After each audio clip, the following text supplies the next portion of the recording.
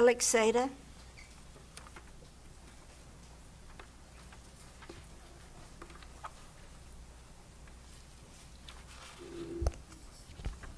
My name is Alex Saitta. I'm a resident of Pickens. I want to make 2 points to you tonight. First, I would not underestimate the anti-CRT movement and the effect it's going to have on parents and district enrollment. Since 2000, the population of this county has risen by 21,000. Looking at your 45 ADM numbers for K-5 through 12, it's flat over that time.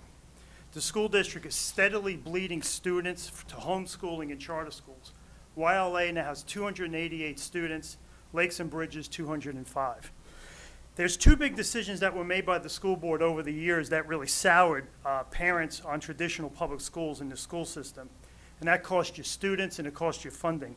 The first one was the Greenville plan when the school board borrowed $350 million, which was 10 times the legal borrowing limit, and the board circumvented the state constitution.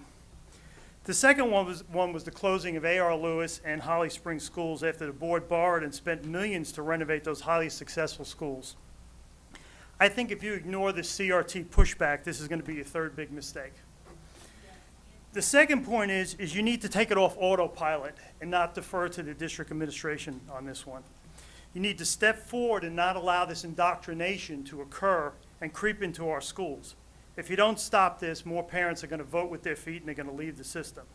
This reminds me a lot of the school board prayer in 2012 when the Freedom from Religion Foundation came in and started to challenge us on a school board meeting prayer at the start of the meeting. Our attorney in the district office at the time recommended go into a moment of silence like Oconee was doing and caving into the Freedom from Religion Foundation. Jim Shelton and I actually pushed back on that recommendation and said no to a moment of silence. We did not cave in, and we got together with the board. We replaced our attorney, and we pivoted to a non-sectarian prayer given by board trustees. Later on, there was a winning case in court, and we went back to a sectarian prayer by the trustees. At the start of last month's meeting, Philip Bowers ended his prayer in Jesus' name. The Freedom from Religion Foundation is gone. The board successfully protected one of Pickens' fundamental principles. We won because we found a solid legal ground to stand on.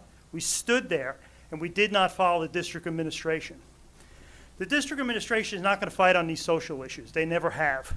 You're going to have to take leadership, stand up against the CRT movement in our schools, because if you don't, you're going to bleed more enrollment, and it's going to cost you more funding.